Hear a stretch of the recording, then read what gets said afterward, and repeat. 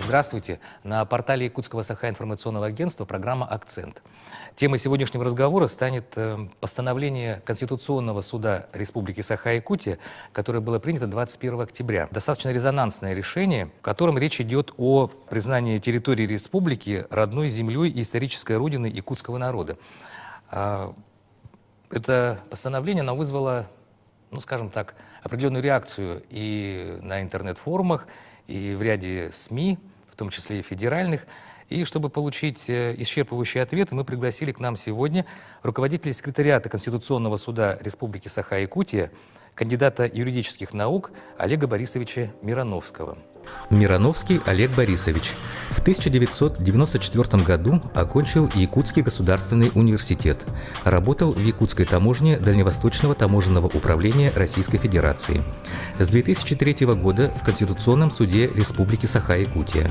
Преподает в Якутском экономико-правовом институте, Институте управления при главе республики, Северо-Восточном федеральном университете. Кандидат юридических наук. Является автором более 30 научных работ. Олег Борисович, здравствуйте. Здравствуйте, Руслан.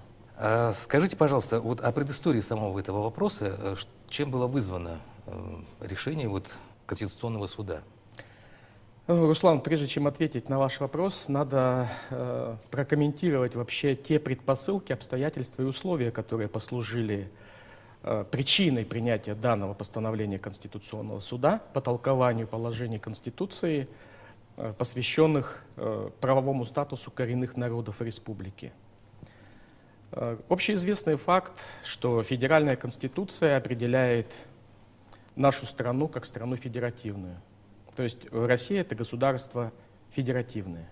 Об этом говорится в первой статье Конституции, закрепляющей основы конституционного строя российского государства.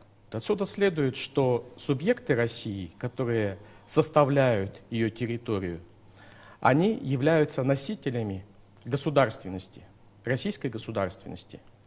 Народы, живущие на территории тех или иных субъектов, являются как граждане России, как часть российского многонационального народа, являются носителями государственного суверенитета. Согласно положению Конституции России, каждый человек, каждый гражданин, он является частью народа, он является субъектом конституционных правоотношений, и на всех граждан без исключения распространяется абсолютный, априорный принцип правового равенства. Отсюда следует, что законодательство, формируемое на основе конституционных установлений, абсолютно индифферентно к тому, какой национальности или какой национальности или расе принадлежит тот или иной гражданин, или на каком языке он говорит, или где он проживает. Федеральные положения Конституции закрепляют право каждого человека самостоятельно идентифицировать свою национальную принадлежность и выбирать для себя язык общения с другими людьми. Учитывая то обстоятельство, что наша республика является в своем статусе государственного образования как национальный субъект Российской Федерации, это обстоятельство учитывается в законодательстве, а именно придается право национального языка, который применяется наряду с русским государственным языком в качестве государственного языка, и предоставлены конституционные полномочия субъекту Российской Федерации, нашей республики, осуществлять правовое регулирование в сфере культуры, национального самоопределения, развития традиций, обычаев тех народов, которые являются коренными на территории республики. У нас даже и республика носит название. Более того, да, у нас даже субъекты Российской Федерации в качестве республик, которые являются национальными, они даже называются, и что закреплено в 65-й статье Конституции Российской Федерации, по имени коренных народов, проживающих исторически на территории данных субъектов Российской Федерации. образно говоря, можно сказать, что все граждане Российской Федерации — это коренной народ Российской Федерации. Но есть определенные специфические особенности региона. Национальные, культурные, религиозные, этнические, экономические, природно-климатические особенности, они существуют. И вот региональный законодатель, в данном случае нашей республики, он и правомочен, и даже в некоторой степени даже обязан учитывать в правовом регулировании эти особенности. Вот в этом-то и есть сама юридическая природа федерализма. А иначе зачем он вообще существует? Каждый субъект Российской Федерации имеет конституционное правомочие, имеет собственное законодательство, собственную публичную власть и осуществлять собственную государственно-правовую, политико-правовую самостоятельность, которая и проявляется в том, чтобы законодательно учитывать в регулировании общественных отношений, которые складываются на территории того или иного субъекта Российской Федерации, с учетом его особенностей. Конституция нашей республики, она принималась в условиях, когда отсутствовало еще должное правовое регулирование на федеральном уровне. И федеральное законодательство с учетом обстоятельств построения новой России и новой государственности российской еще не сформировалось. И многие вопросы общественных отношений, в том числе и в определении некоторых особенностей, некоторых сложившихся исторически уникальных специфических особенностей регионов, они не учитывались. И республика стремилась, принимая свой учредительный акт, в нем каким-то образом закрепить те уникальные особенности региона, которые исторически сложились. Однако вместе с тем возник вопрос у народного депутата Михаила Семеновича Габышева о том, что имел в виду конституционный законодатель, когда указал в положениях Конституции словосочетание «коренные народы Республики Саха-Якутия». Ну да, он тут указывает, что конституционные нормы интерпретируются неоднозначно. Да. То есть они недостаточно Да, то есть прописаны, да? конкретного коренные народы, некий такой образный, какой-то эфемерный, какое-то понятие, непонятное никому ничему. Что касается коренных малочисленных народов Дальнего Востока, Севера Сибири, здесь понятно. Здесь существует федеральный закон 1999 года, который потом в соответствии с перечнем, утверждаемым постановлением правительства Российской Федерации, вносит определенную ясность в этом вопросе, кто являются таковыми. А что имеется в виду коренные народы, помимо коренных малочисленных народов? Вот в этом возник вопрос. Он, я считаю, вполне закономерный вопрос. Потому что, я еще раз повторяю, что в 90-е годы еще не сформировалось ни федеральное, ни республиканское законодательство, которое бы должным образом развивало бы, законодательно бы развивало эти конституционные правила. Кстати, и по сей день в российском законодательстве точно не определены понятие «коренной народ» именно же. Ведь, да, понятия такого вообще нет. Да? То есть такой юридической дефиниции не существует в современном юридическом пространстве России. И народный депутат обратился с этим вопросом. Конституционный суд, как единственный конституционно уполномоченный орган республики, который вправе разъяснять, интерпретировать, давать толкование положений Конституции республики, рассмотрел данное обращение заявителя и принял настоящее решение в форме постановления о толковании положений Конституции, разъясняя, что имеется в виду, как понимается это словосочетание «коренные народы республики». Отвечая на этот вопрос, он дал разъяснение, что коренным народом Республики Саха-Якутия является якутский народ. Это просто, можно сказать, что это юридическое оформление общеизвестного исторического факта.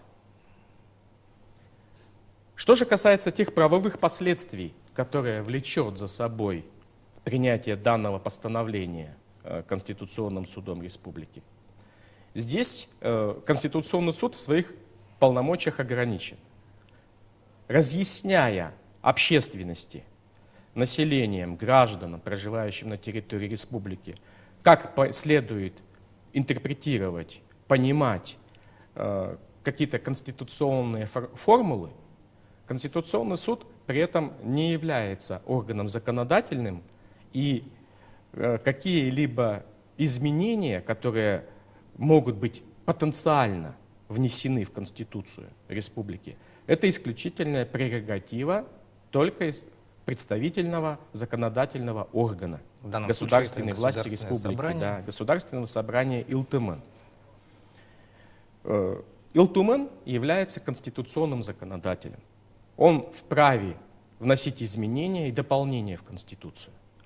Это его дискреционные полномочия. То есть в данном случае должна быть соответствующая инициатива народных депутатов, народных избранников. В Конституции республики закреплен конкретный механизм внесения поправок, изменений в Конституцию. Указаны субъекты конституционной инициативы. Далее следует процедура принятия таковых и в последующем их промульгация главой республики. Олег Борисович, ну, в данном случае, то есть речи о каких-то внесении изменений или поправок в Конституцию не идет, о чем поторопились уже заявить некоторые СМИ, и на форумах пишется о том, что ведь это постановление носит прежде всего разъяснительный характер. И здесь также отмечается, что данное постановление не препятствует парламентариям при их желании внести какие-либо поправки. То есть говорить о каких-то законодательно установленных преференциях, там, скажем, да, как некоторые понимают, как, вернее, поняли это постановление о том, что теперь только коренной народ, в данном случае народ Саха, имеет какие-то привилегии. Об этом речи не идет. Вы абсолютно правы. Давая интерпретацию положений Конституции, Конституционный суд, он обогащает юридический лексикон, вносит определенные инновации в понимании конституционных положений. Ведь Конституция — это своеобразная юридическая догма. Это не обычный закон, это закон, обладающий высшей юридической силой, учредительным характером, Потому верховенством, и прямым называем действием. его основным законом. Он основной закон, из него вытекает все действующее законодательство. Это фундамент, база всего законодательного регулирования. Поэтому, конечно, к положениям Конституции надо относиться очень бережно, трепетно. И изменение конституционных норм — это очень ответственное мероприятие, которое формирует государственную законодательную политику не сиюминутно, а определяет стратегию законодателя, устанавливает некое законодательное предвидение, некий вектор развития государственности. И Конституция изменена может быть только в тех случаях, когда действительно в обществе созрели предпосылки, объективные предпосылки для того, чтобы изменить основной закон в условиях, изменившихся новых условиях и обстоятельствах общественной жизни, общественного прогресса, устоев общественного развития. Но и в то же время это очень большая ответственность. Это огромная ответственность, да. Потому что, изменив Конституцию, изменяется, по сути дела, характер всего текущего законодательства действующего. И по этой причине предусмотрен особо сложный юридический механизм изменения конституционных норм. И Конституция, этот инструментарий, она определяет сама. В самой Конституции указано, каков порядок, какова процедура и изменение ее положений. На основании постановления Конституционного суда Республики возможны какие-либо конституционные реформы, они потенциально могут иметь место быть, существовать. Реформирование конституционных положений тоже возможно, это предусмотрено. Но потенциально это не обязательно должно быть так. Для того, чтобы были внесены изменения в Конституцию, должны сложиться определенные политико-правовые условия. Должна быть проявлена воля народа, которая выражается в процедуре голосования за тех или иных кандидатов в народные депутаты республики, которые потом стали бы носителями этих идей. В процедуре осуществления избрания главы республики, который должен, пользуясь своим статусом высшего должностного лица республики, в дальнейшем одобрить, промульгировать данные конституционные поправки. Здесь воля народа первичной является, его инициатива. А затем уже юридический механизм, юридический инструментарий, определенный существует юридический алгоритм воплощения народной воли уже в действующем праве, и в том числе в учредительном акте, в Конституции. Олег Борисович, ну, на мой взгляд, даже вот это вот постановление, оно очень подробно излагает и разъясняет положение Конституции вот касательно именно коренного населения. И оно ведь имеет юридическую силу. То есть я не думаю, что ну, потребуется уж совсем менять Конституцию, вносить какие-то в нее поправки. Ведь это юридический документ.